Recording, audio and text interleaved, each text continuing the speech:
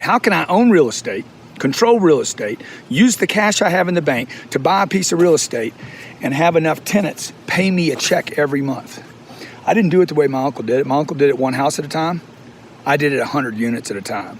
My first deal was 38 units. My second deal was 48 units. My third deal was 90 units. Now we don't even look at deals that size.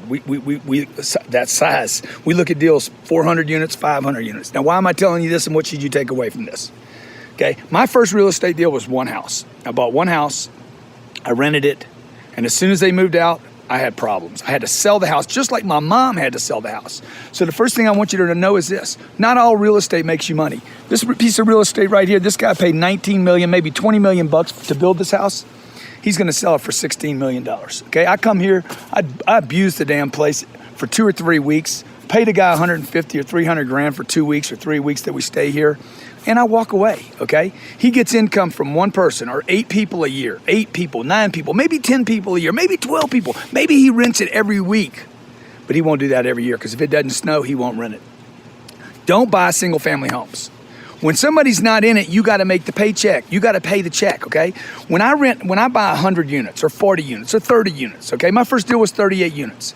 I never had less than 34 of those 38 units rented.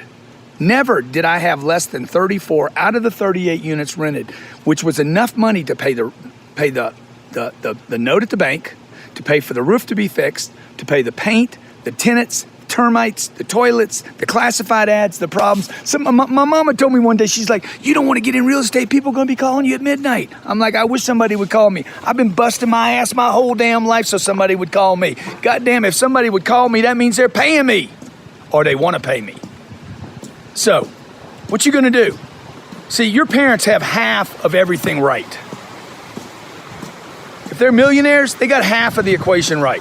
They got just enough money now to say, hey, I made a bunch of money, I took care of my kids, I got them a college degree, we got a nice house, and if I get a divorce, it's gonna cost me half. That's all a millionaire is.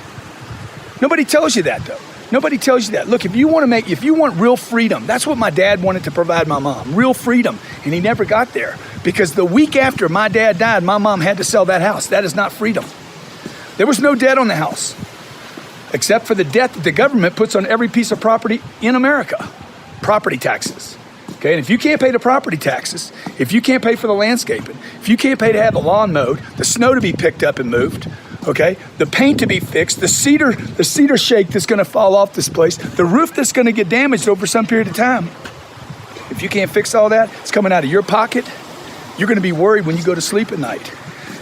That's why I buy apartments and office buildings, because they provide income from multiple tenants at one piece of property. It could be 100 units, 200 units, 500 units. The bigger, the more units, the more protection you get, okay? Listen to what I'm telling you. That's one unit. Big, nice, big ass, badass house, right? Beautiful? Okay, I'm gonna give them 200 grand, 300 grand. I'm gonna walk away from this place, okay? That one section of the roof over there could cost him 300 grand 1 year. And it will, by the way. That roof will not last forever. It's got 25-year life. He's got plumbing issues here. He's got electrical, heating in the floors. Okay, you know the bridge is gonna be a problem. We got water fountains, swimming pools. That swimming pool's been at 106 degrees since I got here.